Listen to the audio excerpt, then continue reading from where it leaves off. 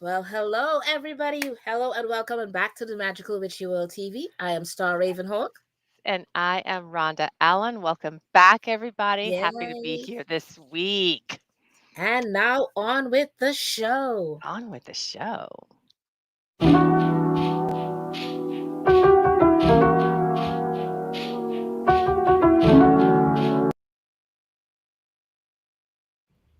All right. Well, Hello, hello, welcome. hello. Hello, Hi, Ryan. Good to have you here tonight with Rhonda us. Star. Thanks for having me. Welcome, welcome, welcome. We are so happy to have you. I know you guys are crazy busy because you have lots coming up in just a few short weeks, Yes. but we are grateful you made Actually, the next time to week, join us right? today here. Yeah, on, Yeah. on It's Magical the Witchy World quiet before TV. the storm, for sure. It's Yes, yes, yes. right, pretty much.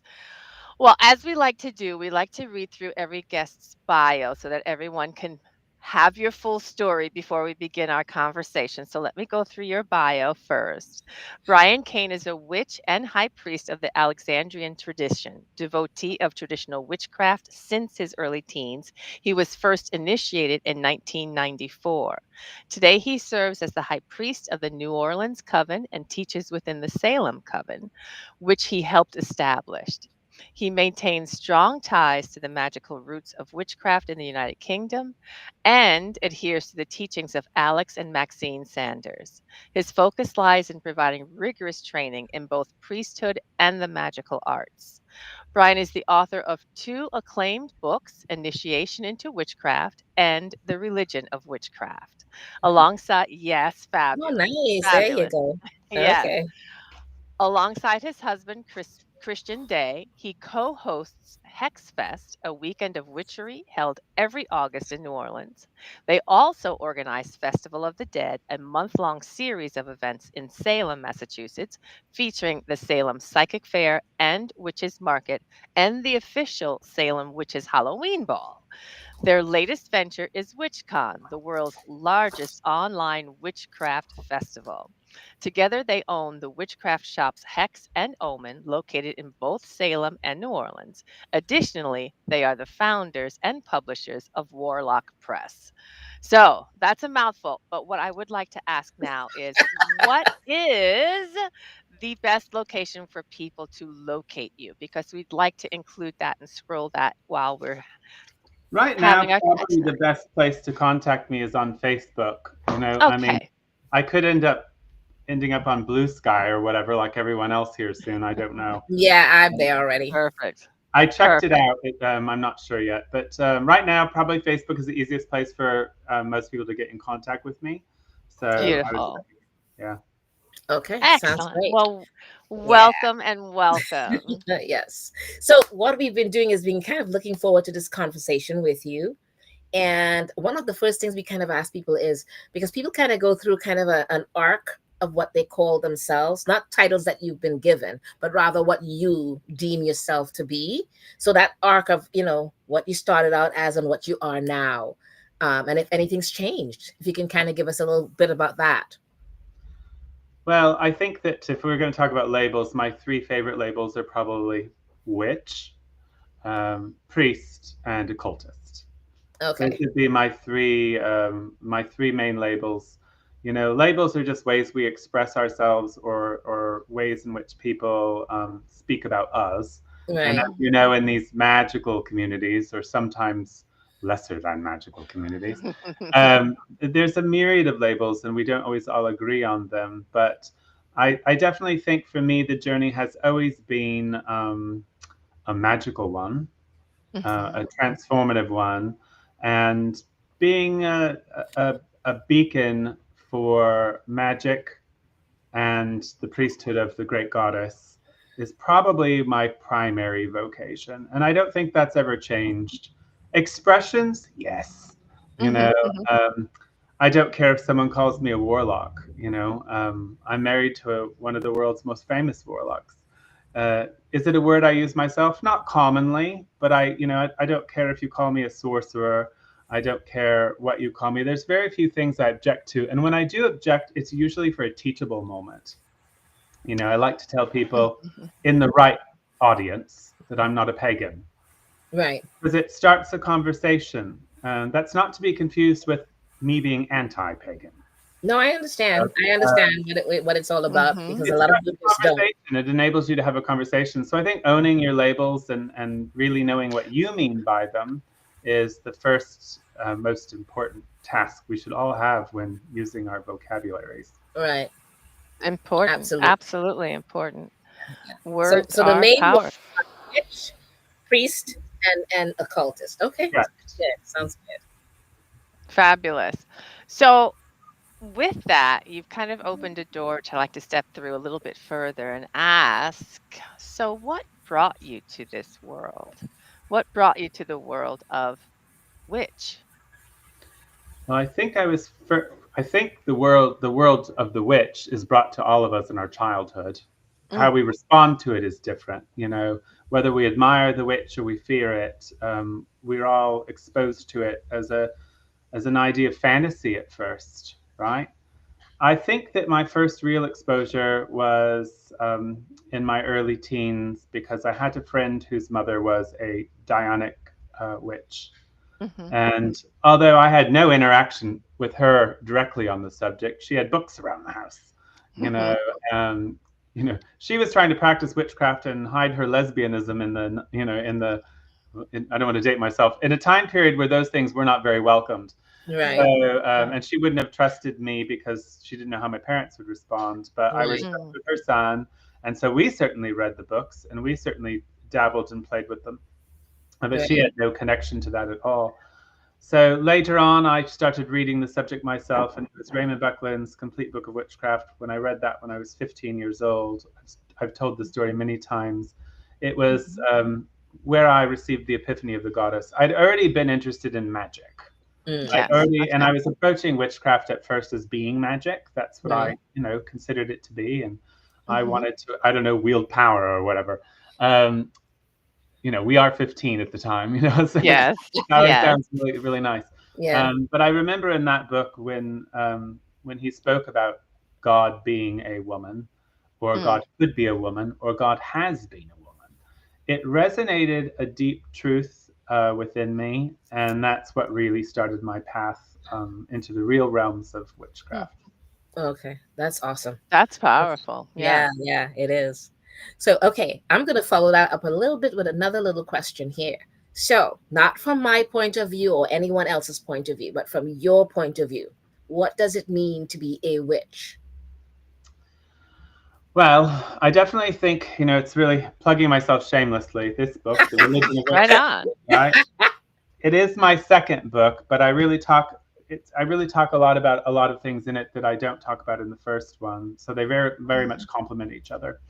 And it Hmm. may be my last book I ever write on the subject of witchcraft.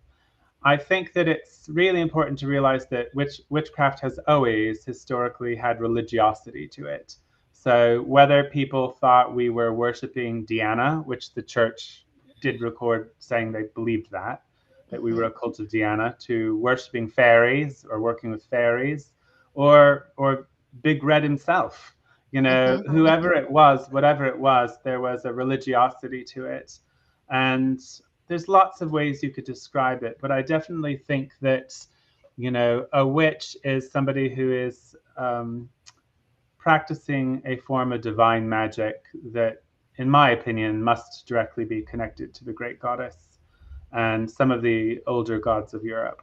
Mm. And it's a deeply ingrained part of our culture. But I also like to put a caveat on that I say witchcraft is older than witchcraft. So, this goes back to the primal shamans, if we, for lack of a better word, Mm.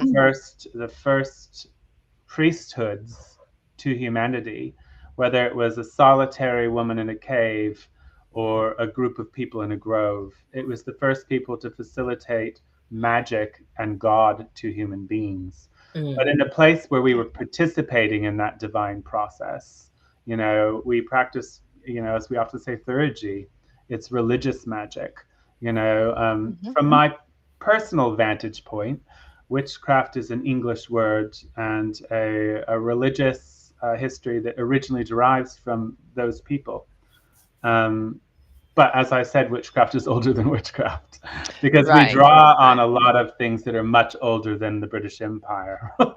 Right. Right. Right. So it's more complicated than that. But there is a history of the modern craft emerging out of Britain, and that's Right. a movement that we're all affected by. Right. Um, but I don't think it's an ethnic faith. You know, I Right. believe in Right. reincarnation. I believe in the reincarnation of witchcraft. I think there have been many witch cults, so to speak, Mhm. that have emerged when the time was acute, when the need had arisen. And I think this modern witchcraft revival has been a rebirth, a resurrection, a reincarnation of an Mm. older religion or a set of older religions. Right. I think where it's distinct from paganism is that we are kind of like the pagan magicians, for lack of a better word. You know, even Okay. though I don't identify as a pagan, in history we sort of are the pagan magicians because we're not just practicing a culture, but we emerge as magical priesthood within the culture.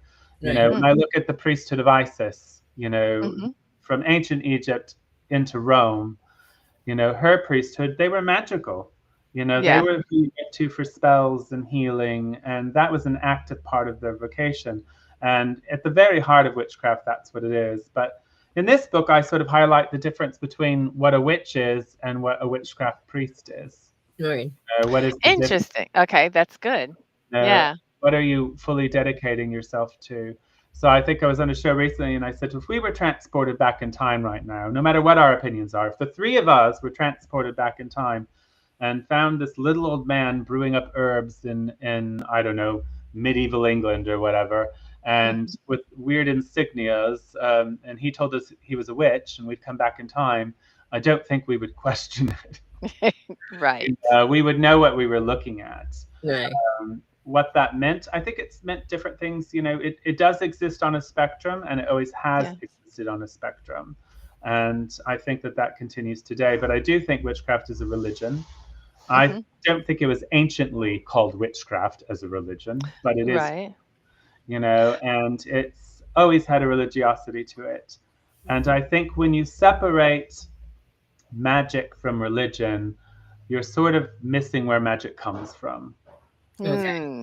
Right. When you I take music out of religion, that's when religion lost its sacredness and Okay. its humanity. Yeah. and it's humanity. That's a powerful statement as Okay. well. All right. Lots going on with that conversation. Right. Right. I mean, It's a I'm sitting here complicated going, conversation.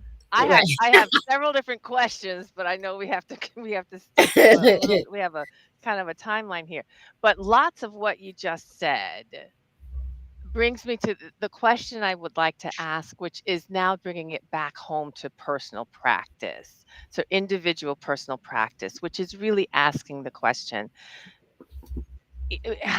personalizing it for yourself, but then how is it? How do you live it? How is it expressed and lived in your daily life? How do you include that practice in your daily life? Well, it's just an ongoing nightmare.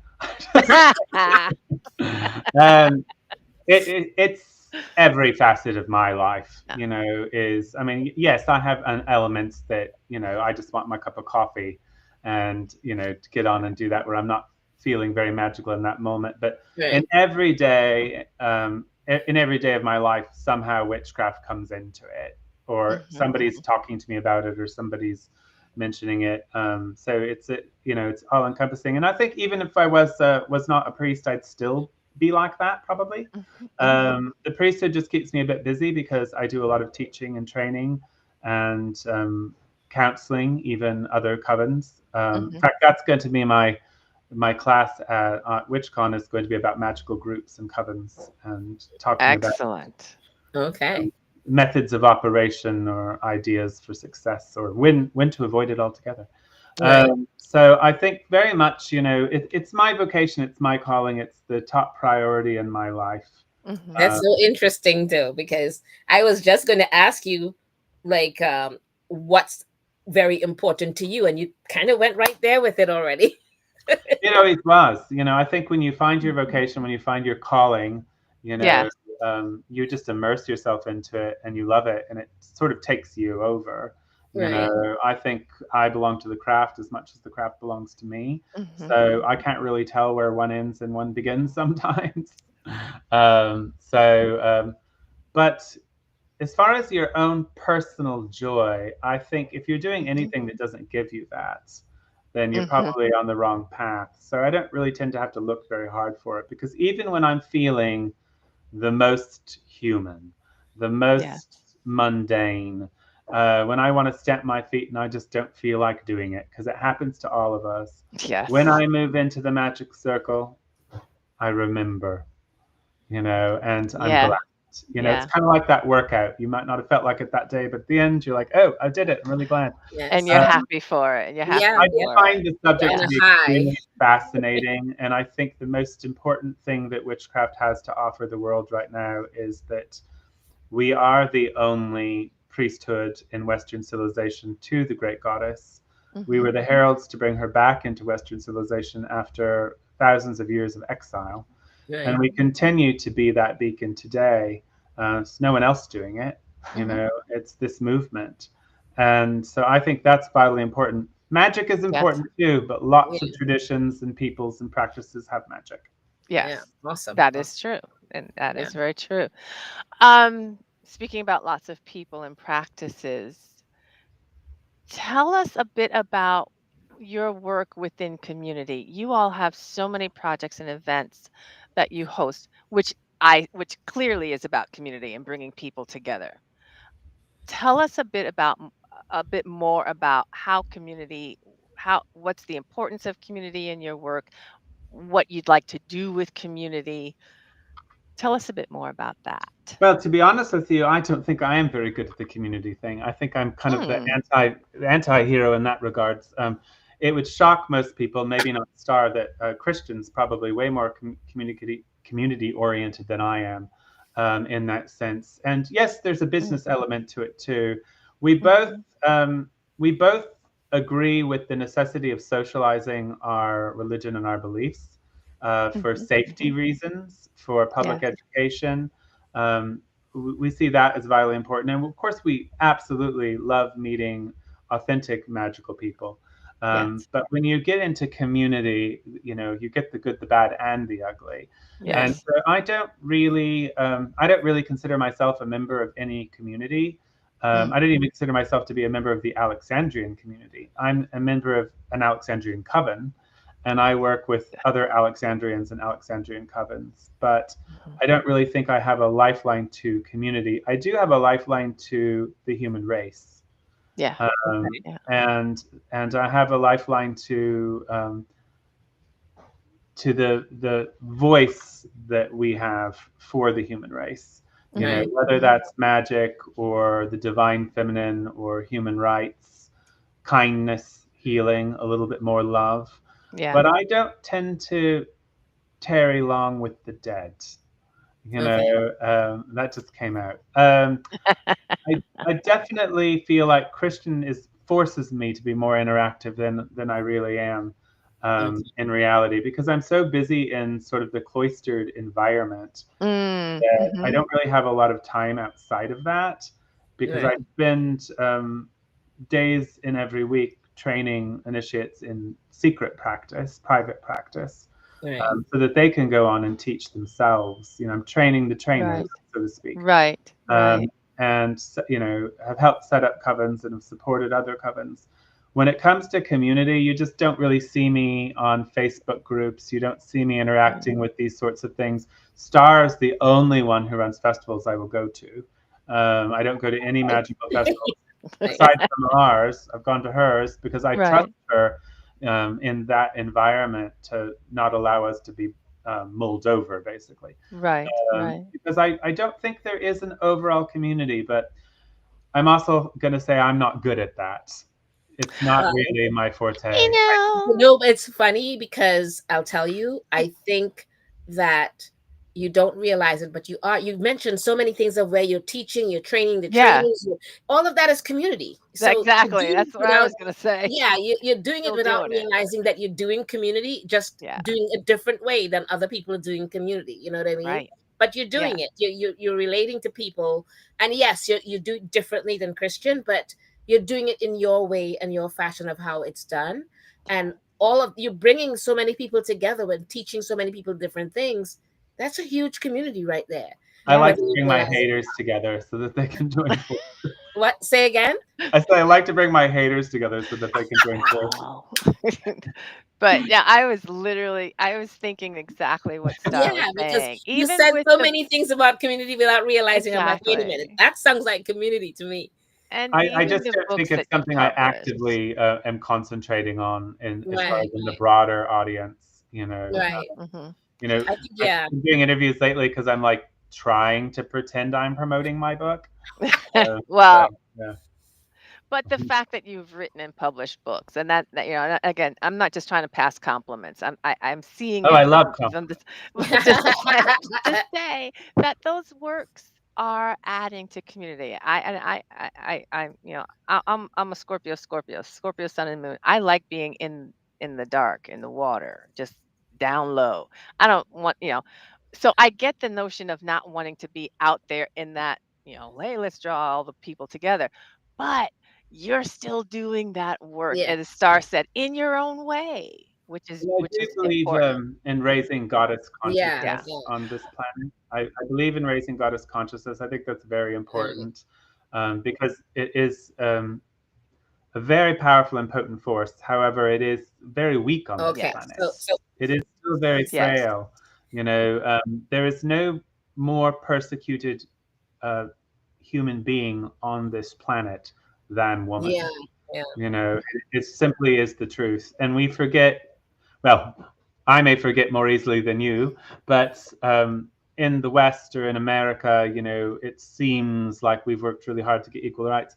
That's a very small minority of the population of planet Mhm. Earth. In most places on this planet, women still have zero rights. There are many places on this planet where a husband can still kill his wife, where she can't vote. Mhm. The majority of this planet is still very much the controlled by matriarch, yeah. D. Right. Yeah. And I just Unfortunately, I'll tell you something. It seems a lot like the U.S. is heading directly to that more and more well, in that respect. We're not So, looking yeah, great it's right like now. it's looking flip at side the in a rest of the way. world and going, oh, let's emulate that and bring women back to where we think they should be and put Yeah. our feet on their necks, kind of a thing. And the racism and The all that. pendulum is not swinging in our favor Yeah, at the it's Well, of moment. not. course, And correct. I told myself I was not going. Well, to be honest, when he won, I just decided I was giving up on American politics. I think I might just go start a Roman thing or something. Well, I know they're fascist, but at least it's a fascist Right. woman. So something's going Right, what's right. forward. But you happening? know what? This is a nice segue. Uh, I've completely given up on this country Well, in that regard. don't I don't know if entirely, I'll come don't around. entirely. But And as I a do nice want to chime segue, in really quickly just to say we have a okay. lot of people in the chat, and a lot of people are commenting and saying, you are a guiding light to a lot of folks. This is Lillian. You're a guiding light to a Yeah. lot of folks, Awesome, Brian. So awesome. there's a lot of a lot of chat and a lot of positive chat. So thank Okay, you awesome. all. Thank you all so As long as everyone knows I'm not doing it on purpose. much. So, as a nice segue, what would you like to see us as witches accomplish? Because you're saying so many different things, and Mm. at the same time, you're kind of saying it, but maybe you want to add some more to that. Well, I very much think that first and foremost, we shouldn't apologize for our beliefs or practices, not inside the community or outside of it. We should really stand our ground. I think it's very much time for witches to not be apologetic.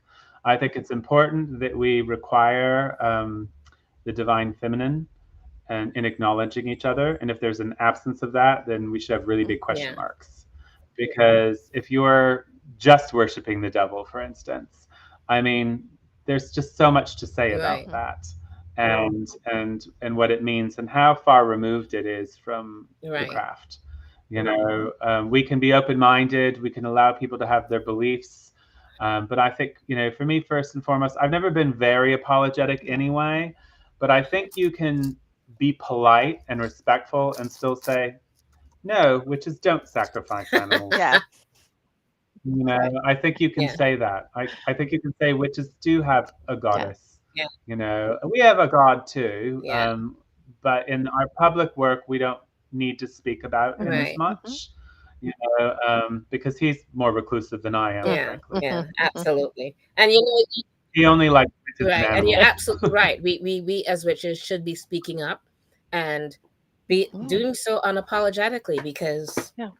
you know we're watching a time that's But you taking us see it back. with this You know. all this Wicca business, you Yeah. know, where everyone's got the, you know, you've got some Gardnerians and even some Mm. Alexandrians who insist on calling themselves Oh Wiccan dear all the goddess. time, Yeah. and it's really not a part of our prehistory. Now, I'm not against the word Mhm. Wicca. It's just That's not just what old people English for believe witch. it is, and people, I um, don't speak Old English, so I'm not you going know, around doing it it's badly. just You know, unfortunately, I call it the social media or the Facebook witches or the Facebook, because they come up with their own definition of it and all the different things, and you're sitting there going, but that's not accurate. But whatever, it's not historically whatever. accurate, and I find it to be apologetic. Like people who are putting that forward, and I noticed it on Mm. YouTube just a few years ago, emerging that as a lot of people were abandoning the word I'm like, witch or yeah, Wicca or pagan, you know, it's one of those words.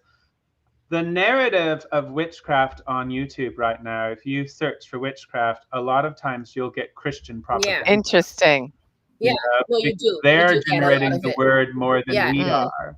And so they get to own the narrative of that word because we're too busy calling ourselves right, right. It's Wiccans kind or of like pagans or we whatever else we're and calling I ourselves. find it, To apologize for yeah, being Mhm. and witches, I agree basically. with you, because I think that a lot of times we are so busy trying to be acceptable that we choose words that is acceptable for them. And I'm like, no, I just straight up say, you know, they're like, but you are Wiccan, aren't you? I said, no, no, no, that I'm a witch. And they're like, It's but I'm like, nope, If you really want to confuse them, no just say, apologies. well, I don't speak Old English, I'm so, unapologetic. you know, And I'm not when it's I'm just speaking Old English. publicly to people, when I'm teaching it what it's about. When I'm not teaching, Mhm. I'm not there to teach them that. They ask me what I am, I'm just a witch. It's straight up simple. If you want to go into arguments, you know, that's on you, not on me. I'm not here to teach you that differences. yeah, and words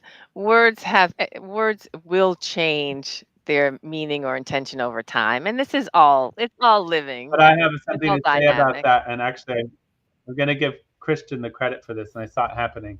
When we first started dating, the conversation of warlock came Mhm. up because I was not someone who used it, you Yeah. know, and so we had a lot of conversations about that. And he had some very strong historical points I hadn't heard before. But in the conversation, I think I said something along the lines of that, you know, will words change or whatever? And he goes, yes, and if they change, they can change Mhm. back. And I've taken Yeah. that strategy on as a personal mantra, and I've watched it happen in our Mm-hmm. Yes. communities Yes. where a word like warlock was so Yes. reviled, but now it's sort of like comically accepted a little bit more Yes. now. But people used to get mad Yes. about it. And you could ask Star, they would get violently mad about it. I don't know how long you've been involved, Oh, Rhonda, sorry. 100 years. But I'm you know, I'm too. in my 60s, Brian. I'm an old bird. I've been out for a Um, minute. I've so we've been seen this around a minute. happen, and the same thing we've seen the same thing happen with witch, and we're seeing it happen Mhm. with Wicca and pagan, and yes, they Yeah. change, but they Yeah, can change back. It's called exactly so. education, and if Yes. you Yes. know the truth, you have to keep speaking accurate information that people can actually source. You Yes. Right. know, and I take Yes. great pride in everything that I say about the craft can be sourced. Everything I Yeah. Yes. put in my books can be sourced. It's not The, something I the, just decided. You're right. just pulling it from thin Yeah. air. The Right. thing Well is said. that you source it properly, and then there Mhm. are people who Facebook it. That's what I call it, because Right. you take, well, I'm gonna pull it up, and they go to someone on Facebook and they see what they wrote. I'm Or like, "No, that's Wikipedia. not Yeah. true." Or Oh, a book Wikipedia. written by that person. I'm like, I don't care what they say, it's wrong. You know. Well, I think in the pagan It's community, particularly, or magical communities, there's sort of sometimes shared delusions about information, Oh my gosh, Mhm. yes, they you know, do. and so Mhm. it keeps getting propagated, and Yes. Right. Yeah. it's usually an And author that not said just something. Yeah. not just verbally so on Facebook, but they put it in books that they author Yes, and things like that. over And and I'm over and sitting over and there over going, again. Mm. you Yes. repeating it over and over and over in books does not make it right. It just means that you're all writing things that are Wrong. inaccurate over and over and over, Yes, and it's Yeah. still wrong. and they're And that getting and it that from the same source. Yeah, That's That's and I'm like, the bottom stop. line. At issue. some point, do a real research on it and really write it properly That's the and stop issue. Facebooking it, but Yeah. whatever. Anyways, You so have to put the time and the effort into yeah, checking, what do we say? You have to look at the okay, source of it. You Yeah, have yeah, to I look think at it's the extremely source. important. I think credentials and sourcing are extremely important to any student of Yes, witchcraft yeah, or the yeah, occult, and the onus is on you. yes, Vet it your is. precisely. teacher, vet your teachers, vet your authors, vet your Yes. YouTubers, Yeah, vet your whoever they take are. everything they say with a grain of salt and Yeah. do your own true research. Stop Mhm. Facebooking because Let's just Facebooking is say wrong and you inaccurate have in every way. taking ownership for your own magical Yeah, Yeah, practice. yeah, you have to. You yeah. have to take your I ownership was and I was do the gifted work. with some remarkable teachers in my life, but they Mhm. were people that could be vetted, Yes. and they weren't witches of Facebook, and they weren't authors either. They were Right. private teachers, Yeah. Yeah. and so I mean that's out there. But It's I just yeah, you definitely have to. I think credentials matter, and I hear a lot of people say, "Oh, credentials don't matter," and I'm like, I kind of think they do in any subject, really. Would Yeah. you right. read a book about medicine by someone who wasn't a doctor or had no formal education on the practice of modern medicine? Would you read their Correct. book with actual advice and practice if they didn't have any of the training? You know, Yeah. Right. are you Or going to let a background or Well, something. Yeah. pediatrician do brain surgery on you? Yeah. I think you it know, matters. And we could take that conversation straight out into the street and look at certain things We happening could in the we should world probably do take it. today and say, we should do one of "Hmm, the panels on it and have Brian come back and we do a oh my panel with gosh, different people coming and speaking because there's so much there to hit on. so But Yeah. much." alrighty. Let's So get to our next yes, the question next question. though. And we already have some clue, but tell us more about your upcoming projects. What are some of the things you're thinking about? What are some of the things that are coming up? Well, right now we've got WitchCon coming up. That's the newest Yes. one. That's the 7th, 8th, and 9th of February. I do believe Star will be there. Uh, Yes, yes, I don't And know absolutely. if you go, Ron. and You I go. Yeah. I'll be there too. Yes. Yeah, Yeah. There's over 100 presenters, so I can't Yeah. keep track. No, I yeah, of know course. Of two of the course. highlights is Christian is doing a private interview did a private interview with Laura Cabot for Yeah. WitchCon that only attendees will be able to see. I am doing one with Maxine Sanders. So those are going Beautiful. to be very rare opportunities for people to be able to watch these private interviews. Angel. Um, but we have tons of classes, tons of great presenters, and when you do purchase it, you can watch all of them at your leisure. You only get to watch the live ones as they're happening, but you can go back and watch all of them, and it's immensely entertaining. yeah. But my favorite part is actually the Zoom rooms between classes. Yeah, Yes. right. Yeah. And, the witches are just all there, um, talking. Sometimes there could be Reading and a stuff. few Yeah. little disagreements, which can be entertaining as It's well. all good. Yeah. It's all It's all good. It's all part of the magic and fun with it and everything else. So I'll it's try not to and tell anyone off this year. That's my goal. oh my gosh. So I again just wanted to chime in. We have a lot of comments in the chat. I just want to call out a few people. Crystal Moore is in the chat. Lady Silver Willow Sage is in the chat. We have Lillian Evans. We have Angela Pojas DeFazio. Did I say your name correctly? Yeah. Liz Godfrey, with a really long comment. So I just wanted to call out and make certain. Harold Sanford Carter is in the chat. A lot of people who are saying hello. Thank you for your comments, and also I think Angela is saying that she'll be on WitchCon too. Yes. So awesome. lots Yay. of things I think we happening. did. I think we did an interview with Angela before. I can't I think remember. so. I I think can't. we did. Yeah. I You have remember us Now doing it. memory is fragile. She's like, I know. yes, yes, yes, you did. Thank We you for did. reminding Okay, us. good, I good, got good. dust off And the you memory guys, banks. one of the things you guys can do is there's so many interviews that we've done. Go back and look at some of them. They're so Yes, interesting, yes, yes, and you guys will enjoy them as well as this.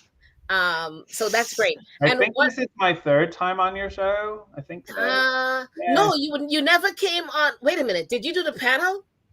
I've been on something like this before, but there were I more don't think people, it so was maybe it was a there. panel. I don't know.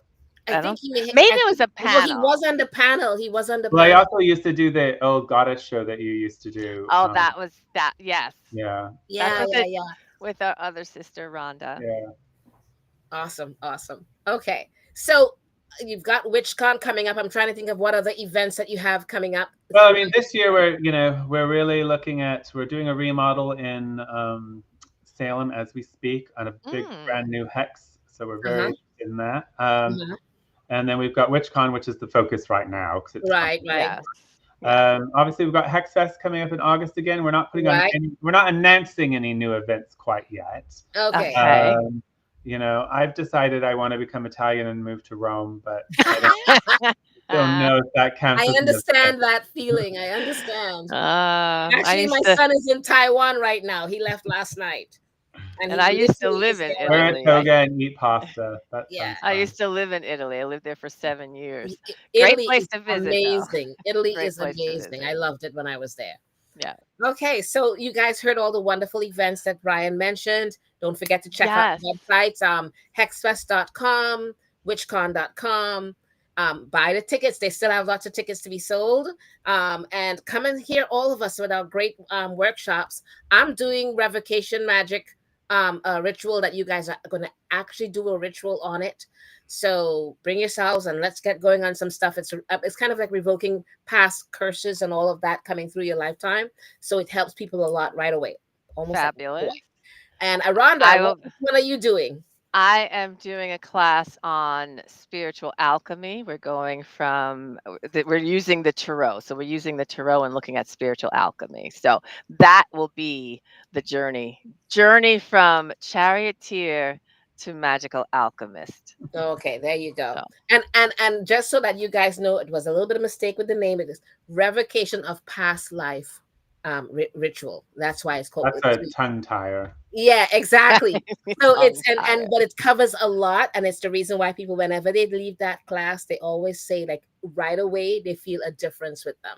So it's a really fantastic class. Somebody's calling me out for where's the wine? It's right here. Oh, see? Hey. I haven't lost my touch. Do not disappoint. We need the wine. There you go. And again, you said the best way for people to find you, at least for right now, is to find you on Facebook. I think that's most accessible for most people to find. You know, yeah. Okay. Excellent. Thank you so much for joining us tonight, Brian. Thank you for having me. I really appreciate you making the time. Yes. I'll see you both very soon at WitchCon. Yay. Yes. Absolutely. And now a word about our other shows here at Magickal Witchy World TV.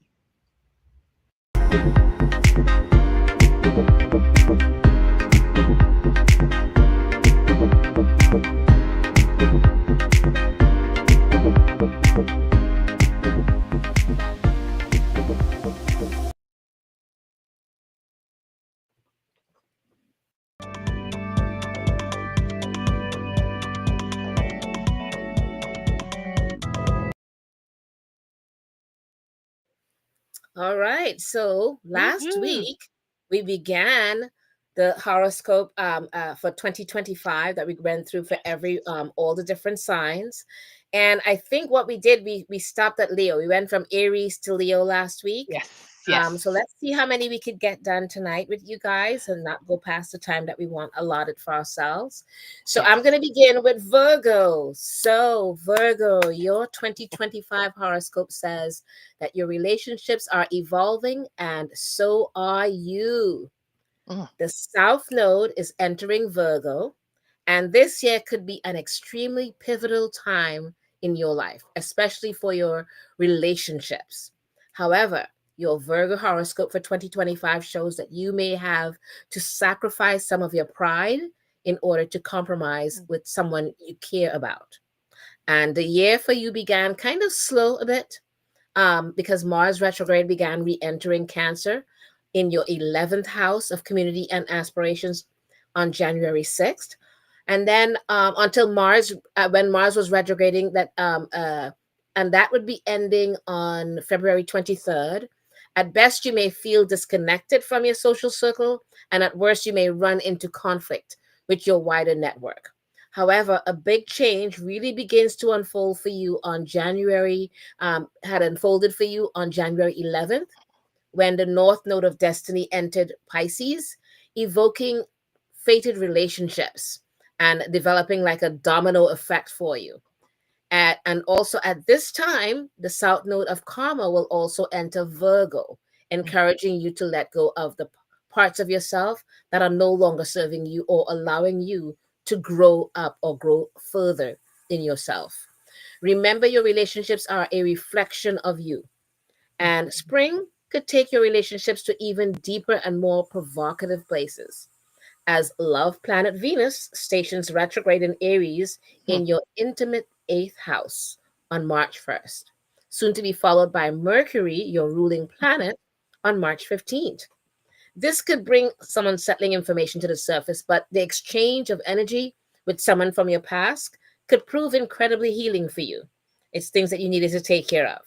So both Mercury and Venus will station direct in Pisces by April 12th, which could cause you to turn over a new leaf in a relationship, and it may be time to either let go or start afresh.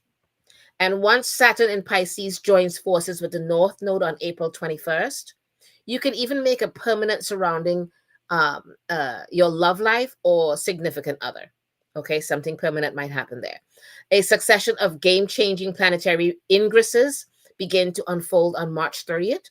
This is when Neptune, planet of spirituality and universal love, enters Aries. And for the next 15 years, Neptune will encourage you to let down your guard by opening the floodgates of your eighth house of shared energies and transformations. While this can make you susceptible to intimacy with caution, without caution, Saturn, planet of karma and discipline, will also enter Aries on May 24th, kind of urging you to set necessary boundaries so that you can swim without sinking over the course of the next 2 years. On June 9th, abundant Jupiter will enter Cancer, your 11th house of community and social networks, which will kind of expand your outreach and your level of influence. On June 17th, driven Mars enters Virgo, where it will pump you up with energy and ambition for the rest of the summer. But as rebellious Uranus enters Gemini, or your 10th house of career and public image, on July 17th, you may run into unexpected curveballs involving your professional standing and overall reputation. So look out there for a bit of caution. From autumn through the remainder of 2025, a series of personal changes may unfold. Some things to look forward to. It will really come to a head on September 21st when a partial social eclipse in Virgo catapults you into the future. Big, unexpected, and trailblazing transitions may be sparked into motion, especially when it comes to your identity and relationships. Again, back to relationships, right? And after Saturn stations direct in Pisces on November 27th, soon to be followed by Neptune stationing direct in Pisces on December 10th, you may gain clarity about why these big relationship changes had to happen to you this year. Okay. Big stuff. Big stuff. It's a busy year for everybody. Yes. So let's jump to Libra. Libra, Yes. your 2025 horoscope says you're making permanent changes in your life. All right. Especially regarding relationships. There's no doubt you've been dealing with a lot of change over the past couple of years. Your Libra horoscope for 2025 says that you're spending this year tying off loose ends and truly making peace with your past, setting you off on a journey towards something new. That's fabulous. You may be grinding your gears a bit, and you may have as this year started. You may have been grinding your gears a bit, but excuse me, because action-packed Mars will still be trudging. I'm sorry, I have something going on with my laptop, so I just want to make certain I don't lose you guys. My laptop decided it wanted to die on me. No, is he okay? You go ahead and pick that up. I have to fix my laptop because I think I'm gonna die on you. Where did you stop, hon? I'm just starting here at Libra with your life horoscope. Oh, okay, all right, with Libra. All Yeah. right, so I will pick up with Libra. So, let's see. You may be grinding your gears as the year begins because action-packed Mars will still be trudging its way through a retrograde. On January 6th, the retrograde intensified for you as Mars re-entered Cancer, your 10th house of career and public image, and stirred up complications at work. You may need to rediscover your passion for what you do and what you stand for until Mars stations direct on February 23rd. but not before the North Node of Destiny entered your sixth house of health, routine, and day to day grunt work as of January 11th. This kind of kicked off a healing journey into motion for you, promoting wellness in your body and stability in the physical realm. March could also be the most challenging month of the year for you, but that doesn't mean you won't survive. After all, Venus, your ruling planet, will station retrograde on March 1st in Aries, your seventh house of partnerships. This could bring back people from the past, as well as challenge the dynamic you share with both your allies and your enemies. Communication issues and cosmic run ins will further run up rampant by the time Mercury stations retrograde in Aries on March 29th. And regardless of what happens, you're seeing both a beginning and an ending unravel in your relationships on March 29th, when a partial solar eclipse will take place in Aries. And you may be meeting with someone new or letting go of someone old. Hmm. And while there may be immediate changes in your personal life, some will also span over a long period of time. And these long relationship expanding journeys begin on March 30th, when dreamy and spiritual Neptune enters Aries, where it will usher in highly romantic connections with others until, wow, 2039. That's a long time Seriously. of romantic endeavors and connections. Right? I'm glad that's not Lifetime. me. I'm sorry. I'm glad that's not me. Oh, However, you may find yourself making a permanent relationship decision around May 24th when Saturn, planet of karma and longevity, will also enter Aries. And for the next 2 years, you may be seeking a commitment with someone that truly aligns with your future. And Mhm. there's no doubt your career has been jam packed, but on June 9th, it's about to get even busier. And this is when Jupiter, planet of growth and abundance, will enter Cancer, your 10th house of public image and reputation. Blessings on blessings are scheduled to arrive on the professional front, whether that's a promotion, a raise, or all the good publicity. And Hmm. by the time action packed Mars entered Libra on August 6th, you'll experience an even deeper level of drive and ambition. And after revolutionary Uranus enters Gemini on July 7th, you may begin an unpredictable adventure or even a bumpy ride that lasts until, oh dear goddess, 2033. Okay. You may be thoroughly surprised by where this transit takes you and what it causes you to discover. And the year wraps up with eclipses on the Pisces Virgo axis in September that will bring your attention to developments in your Hmm. health and in your daily routine. And it may be time to reframe your methods and regimens, especially before Mars enters Capricorn on December 15th, because it will kind of stir up things in your fourth house of home and family and impacting your domestic life and inspiring you to get in shape. Again, wellness. Okay. Yes, get All it right. in shape. Get it in shape. Thank you for picking up on me. When you get the message on the screen saying your battery is low, OMG, I started to freak out there. I was like, wait, no, we can't have us dying now. So thank you for picking up on it. So No let me go problem. ahead and jump into Scorpio. Yay, Okay. Scorpio. Your 2025 horoscope says you're feeling a deeper level of joy this year. Joy. I'm grateful. I'm a Scorpio. I'm grateful. So, Okay, for all good. the Scorpios out there, it's all thanks to the North Node in Pisces. This year, you may be creating your best work yet. However, your Scorpio horoscope for 2025 is proof that the best things in life are never easy to accomplish. You may be sharpening your sword, getting ready for the ball to drop, and discovering it was never that bad after all. You jumped right into battle this year as Mars, your ruling planet, Mars, that's the old planet for Scorpio, right? But anyway, we'll go with it. Mars, your ruling planet, opposed Pluto in Aquarius on January 3rd. And that shone a light on conflicts surrounding your public life and personal life. Balance between work and home may have been harder to strike, and some things had to give. Some things had to give. However, when Mars retrograded back into Cancer, your adventurous and philosophical ninth house on January 6th, it did ease up in intensity, but it also challenged your long held beliefs. Before Mars retrograde finally came comes to an end on February 23rd, an even more exciting transition will unfold as the North Node of Destiny enters Pisces, your fifth house of creativity and romance.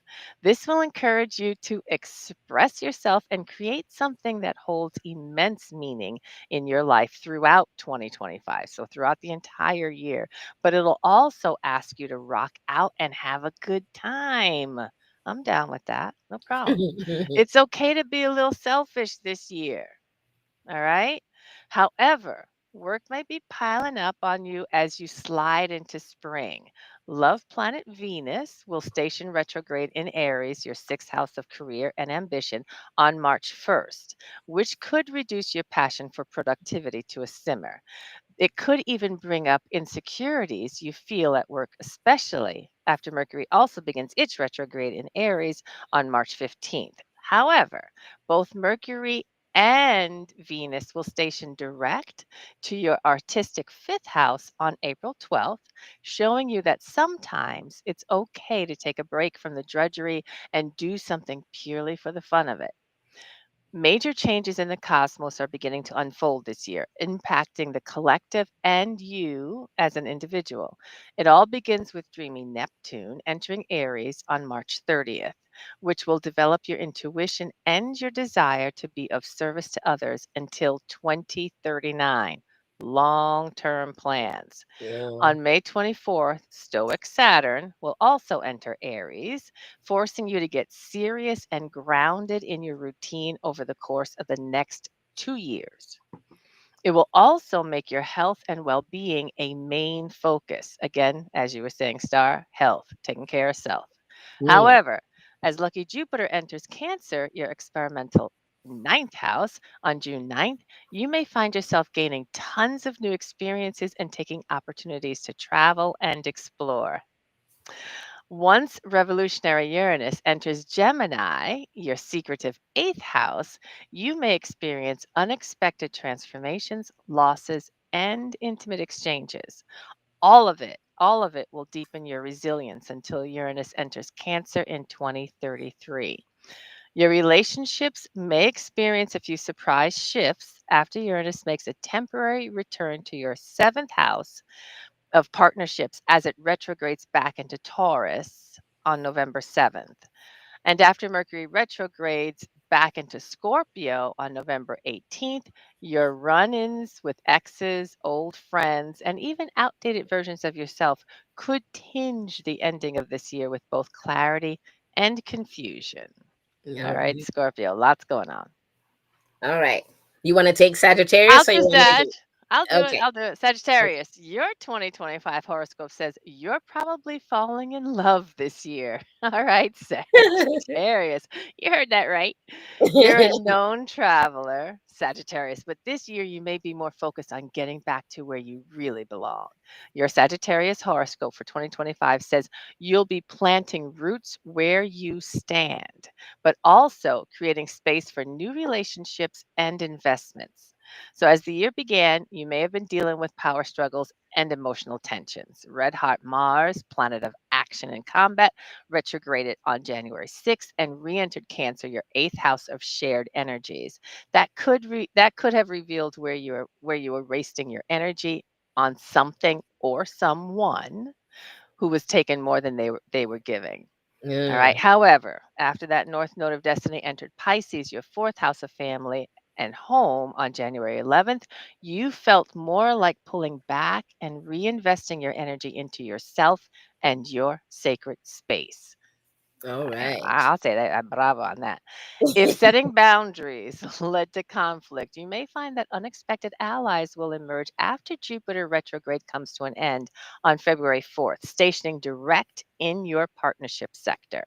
Drama may unfold a little bit in your love life around spring as Venus, planet of love and money, will station retrograde in Aries, your fifth house of romance and creativity, on March 1st. This could resurrect old flames from the dead, as well as lead to unexpected dalliances with the biggest rake in town. You may be hanging out with the bad boys or bad girls, or whatever you want to call them. Don't give your heart away so freely, all right? Especially after Mercury retrograde begins to in Aries on March 15th, further confusing the terms of your relationships and situationships. Okay. By the time both Mercury and Venus station direct in Pisces on April 12th, you may be able to take your emotional temperature and make decisions about love with your safety in mind. However, the love doesn't stop there. In fact, you may have many romantic encounters that further unlock your creativity after dreamy Neptune enters Aries on March 30th. For the next 15 years, Oh 15 boy. years, Neptune and Aries will clear away artistic blockages that harm your ability to express yourself, but it could make you more susceptible to love games. All right. Blockages removed, susceptible to love games, though. Pay attention. Fortunately for you, though, Saturn, planet of discipline and karma, will also enter Aries, and it will put a lid on too much child's play for the next 2 years, keeping you more grounded. Okay. So that doesn't mean you won't be falling in love through. It won't doesn't mean you won't be falling in love though, as Jupiter, planet of growth and abundance, will enter Cancer, your eighth house of intimacy, on June 9th, which will expand your ability to trust, love, and let someone else in and let someone into your world. You may even be rather surprised by who you fall for, as revolutionary Uranus enters Gemini, yep, and sets unexpected changes in motion that attract all sorts of fascinating people all the way through 2033. So, as the year comes to a close, you may be coming to terms with a new chapter in life.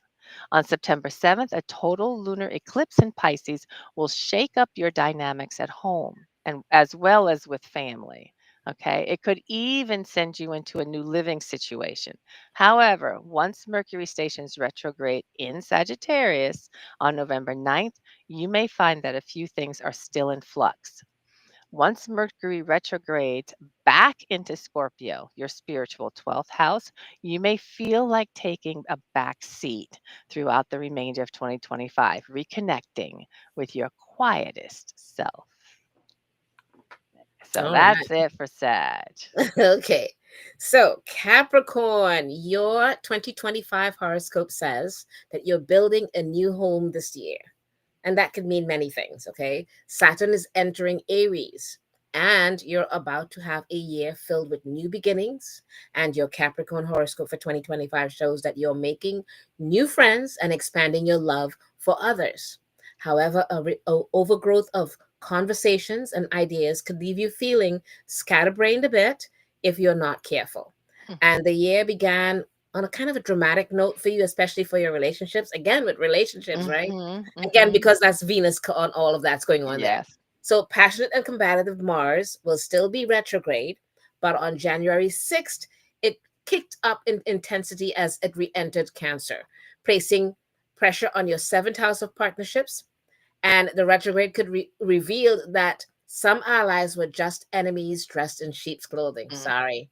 mm-hmm. However, it also was able to help you resolve existing tensions until this retrograde officially comes to an end on February 23rd. So you have a bit of time to solve some things. Mm-hmm. Until then, the North Node of Destiny will enter Pisces on January 11th. It did that, bringing your focus and attention to your third house of communication and close friends. This will evoke fated events that affect your day to day relationships, your local neighborhood, and the thoughts and opinions that you share with people. So by springtime, you may be thinking of new ways to nest.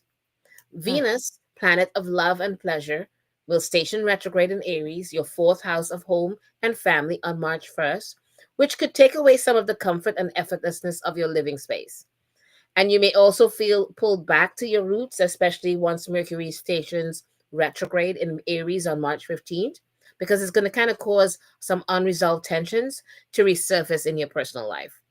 Either way, a partial solar eclipse in Aries will darken the skies on March 29th, which could indicate a new chapter that impacts your life that behind closed doors. mm, Again, relationships. Mhm. Once Mercury and Venus both station direct in Pisces, your communication sector on April 12th, you may finally find the right words to express how you really feel about a lot of things. Okay. In fact, deeper relationships with your family may be already unfolding over the course of the next 15 years. Wow. On March 30th, spiritual and empathic Neptune will enter Aries, bringing immense healing to your inner psyche and relationship with where you come from. Hmm. You may be healing early childhood wounds, but you may also find yourself wearing rose colored glasses when you look back on your upbringing. Because a lot of times you glaze over things because you want to forget Yeah. where some of that pain or trauma came from. So once karmic Saturn enters Aries on May 24th, it will initiate a period of serious rebuilding on the home front, urging you to kind of strengthen your foundation for the next 2 years. And home is where you should feel safe and supported. So your relationships will also receive a blessing. Um, as exuberant Jupiter enters Cancer, your seventh house of allies and enemies, on June 9th. But not only will this attract people who truly appreciate you, but also worthy competitors that force you to give to up your game a bit.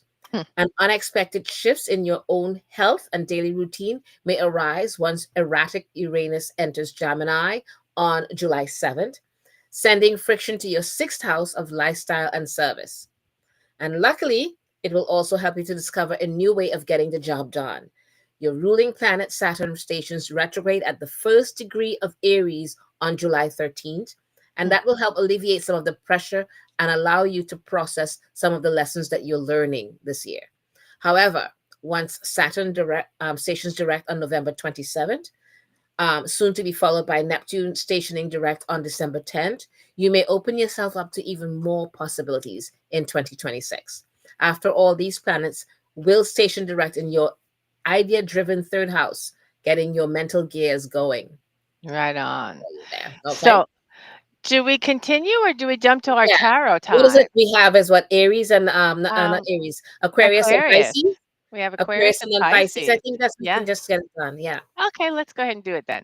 Well, let's jump to Aquarius. Aquarius, your 2025 horoscope says you're seeing a whole new side of yourself. Pluto in Aquarius is just getting started. You're probably already feeling, probably already feeling the initial rumblings of interchange. And your Aquarius horoscope of 2025 says you're taking back authority over your life this year. Although you'll be stepping far out of your comfort zone, you'll also be creating more stability for yourself. However, that doesn't mean it would start off on a rough note. So it doesn't mean that the year had to go in a harsh way, start off in a harsh way. This past January 3rd, Mars retrograded into Leo and opposed Pluto in Aquarius, bringing rise to hidden tensions in your relationships. There may have been a struggle for power, especially in some of your most intimate and debt ridden relationships. Mm. However, Mars retrograded as it re entered Cancer, your sixth house of wellness and routine on January 6th, taking some of the pressure off your relationships. So that happened. And now it could Instead, it could increase the demands of your day job or reveal health issues that needed a closer look.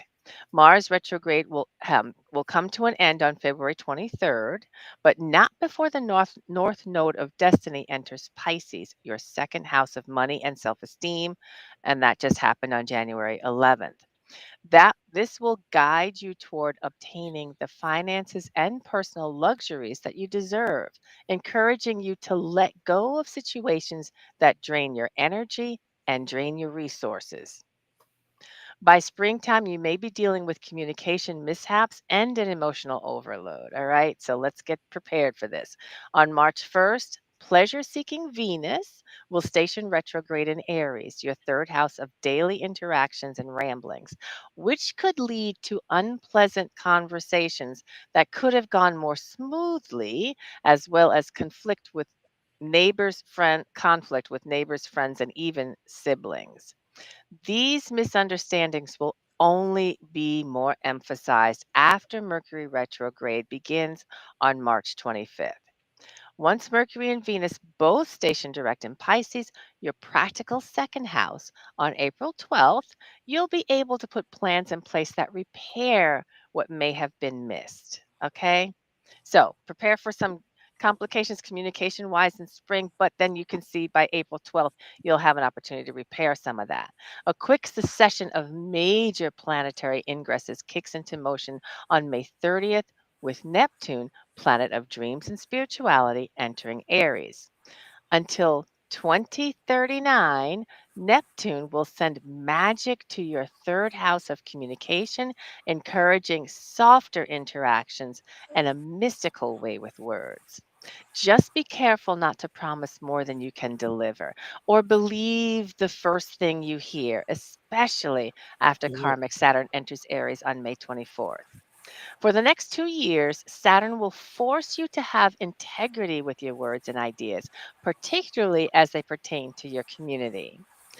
Once Jupiter, planet of growth and abundance, enters Cancer, your sixth house of work and health, on June 9th, it will launch a period of selfless acts and service to others.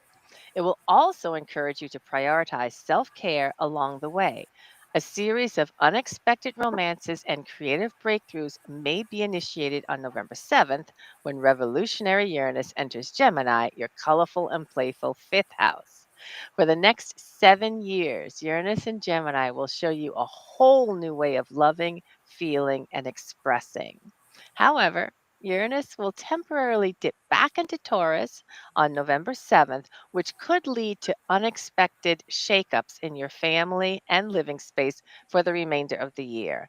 However, as soon as Saturn stations direct in Pisces on November 27th and Neptune follows suit on December 10th, you may discover a way to obtain the resources you need to bring more stability and understanding into your personal life. All right. And Yes. finally, Pisces. We had to get to the Pisces. final Pisces. The Yes. next month, next week we can start with a different set of horoscope for you guys. So Mhm. Pisces, your 2025 horoscope says you could meet your soulmate this year. Oh dear goddess. I am not that person. I'm so glad I'm not. The North Node is entering Pisces, and truth be told, it is really a good year to be a Pisces because although there's so much to look forward to in your Pisces horoscope of 2025, that doesn't mean these blessings won't be earned. You'll spend the year focusing on your own self discovery, but your relationships will inevitably change as well. The year for you began a slow start as Mars retrograded, re entering your Cancer, and Cancer in your fifth house of passion and creativity. And that was on January 6th, until Mars retrograded comes to an end on February 23rd. And at best, you may feel pretty bored and uninspired. And at worst, you may run into old flames you really shouldn't be getting back in touch with. Just saying. I'm just saying. Let them alone. However, a powerful shift really began on January 11th when the North Node of Destiny officially entered Pisces and driving you toward personal growth and positive relationships development. Okay. At that time, the South Node of Karma also entered Virgo, your seventh house of partnerships, forcing you to let go of the toxic patterns and codependent behaviors that have held you back in the past. Yay, you. By spring, you'll begin to realize that a lot is changing all at once. Love, planet Venus stationed again, retrograded in Aries, your second house of money and possessions, and that happened on March 1st, soon to be followed by Mercury, your ruling planet, on March 15th. And this could bring forth challenging financial issues such as shopaholic behavior tendencies or a negative relationship with money. Okay. But not before a total lunar eclipse in Virgo shakes up your partnership sector on March 14th, sparking fated relationships into motion. Both Mercury and Venus will station direct in Pisces by April 12th, which could cause you to see yourself and your needs in a completely different light. And all this confusion will take you to a place where you can love and accept yourself even more deeply. A series of major planetary ingresses will begin to unfold on March 30th, with Neptune, planet of dreams and of delusions, entering Aries until 2039. And Neptune will expand your consciousness, especially surrounding your finances and your perspective of luxury. Just remember to spend wisely instead of frivolously, okay? Especially after disciplinary Saturn enters Aries on May 24th. And for the next 2 years, Saturn will whip your finances into shape, forcing you to lay down the groundwork for consistently bringing in the income that you require. That's great. Mhm. Okay. Yes. And if you were worried this year would be too centered on making money, just wait, because Jupiter, planet of growth and abundance, enters Cancer on June 9th, blessing your fifth house of romance and creativity with endless opportunities and inspiration. All right. Sometimes it's worth it to kind of spend money if you know it will create a beautiful memory that you'll not forget. On November 7th, when revolutionary Uranus enters Gemini, your fourth house of home and family. And for the next 7 years, Uranus in Gemini could shake up things on the home front, perhaps even forcing you to live your life completely differently than you thought possible. Starting in the fall, a series of personal changes may unfold, beginning on September 7th, where there's a total lunar eclipse in Pisces that could totally transform the way that you see yourself, especially in relation to others. Okay. And you may feel called to assert your independence and shed your skin. And by September 21st, a partial solar eclipse in Virgo will evoke new relationship beginnings, which could cause some people to be eclipsed out of your life, at least for now. I like that. Yep. I like that part. I'm sorry. Eclipsed out of your life. Yeah, exactly. That sounds so cool. You're working hard on yourself, and Mm. you know you can't waste time on unserious people anymore. Yeah. Um, Saturn stations direct in Pisces on November 27th, and soon to be followed by Neptune stationing direct in Pisces on December 10th, which is when you'll gain an even deeper understanding of how this journey of self discovery is truly shaping up for you. Yay! Lots going on. All I love right. it, Anna. You know what Unequipped. time it is. Okay.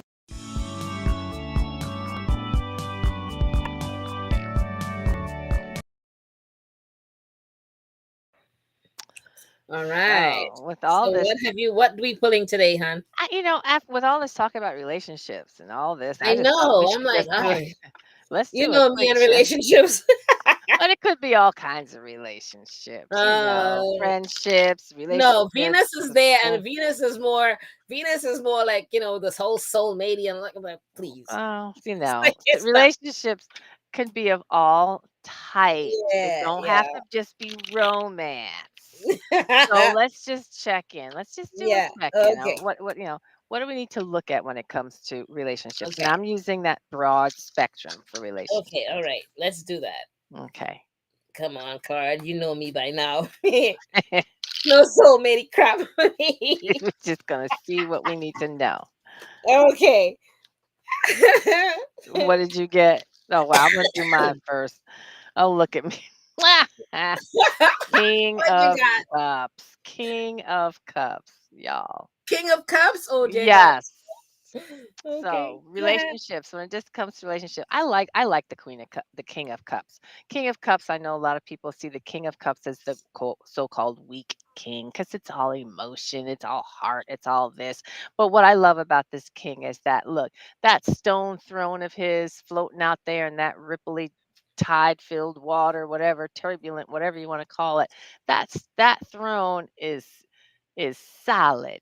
He is going nowhere. He is not gonna be he's not gonna be tossed around, he's not gonna be thrown off, he's not gonna be disturbed by all the emotion going on around him.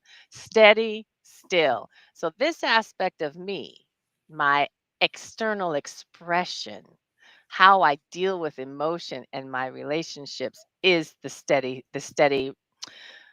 basically saying I need to, when I look at my relationships around me, it's how steady am I as a Yeah, solid partner in my relationships? How steady right. am I? How am I careful not to be thrown and tossed by what may be happening around me and to present in that way? Right, right. Balanced and not easily swayed. Yeah. Awesome. Okay. So for some reason we fall in line with the same kind of card sometimes. Mine is the Seven of Cups. Oh my gosh. So you have cups too. See, all about relationships. Mm. Yeah, yeah. Like, Ah. there's many things. Some are nurturing to me. I think like nurturing towards others. Um, Mhm. some of it to me kind of like takes off on a flight. There's a butterfly that wants to just take off. I'm like, go on with your bad self. It's like, and different things that are there, and again, little things. But there's a cat sitting in one of the cups. I'm like, okay, that's the nurturing side of me. Mhm. I'm always gonna be that person. Just as long as I'm not doing that whole soulmatey Mm. things like that, I'm good. I'm Mhm. cool with that. Mhm. But yeah, it's all the relationships, and that could also mean community as well as Right. partnerships and friendships and all the different things. At least that's how I'm gonna take it. Right Not take on. it any other Right way. on. And that's is that Chiro Marchetti's deck again? What deck is that you're working with? This is the Witch's Tarot deck, but by Ellen Dugan. Oh, I Ellen love Dugan's this deck. deck. Okay, okay. Yeah, yeah, and And that's I'm it. working with the Smith Waite Tarot deck. Right on. So yeah, that Okay. Seven of Cups is a really interesting card. I like that Yeah, it card. is. Yeah. Right on. It was Um, interesting that it had all these different people and even a home inside of the cup, all of the different things, and I'm like, oh, babe. and is Okay. that figure staring outwards? Can you see the face of that person, or are they from behind? Oh no, he's staring outwards, like like Oh, straight so ahead, that's a and different. hands are That's a out, and he's like almost like he's controlling every part of it Yeah, I like that. I with like his that. I fingers. Yeah. like that. I like that. Okay. Well, that So was a next. fabulous, Yeah, fabulous yeah, yeah. show. And that was it's way past the time that we normally go. Yeah. But we want to tell everyone next week our guest will be Georgie Mishev, and he's one of the people also on at WitchCon with one of the I think he's from I forgot where he's from. Bulgaria, Bulgaria? I think. We I shall can't find remember. out. It's one of those places. We shall find out. I'm Yes, we'll find excited. I'm out next excited. week, okay? I'm And excited. we want and Star and Rhonda, what do you say to everyone? And we want to thank everyone in the chat, Yes, and a also lot of to thank comments. our wonderful guest Brian Cain for being with us here Yes, tonight, and everyone in the chat that had so much to say and do with us. We really appreciate you all. Uh, yes. Rhonda, what else do we need to do, please? Of course, we ask if you would please like, subscribe, and share. Please Yes, do share.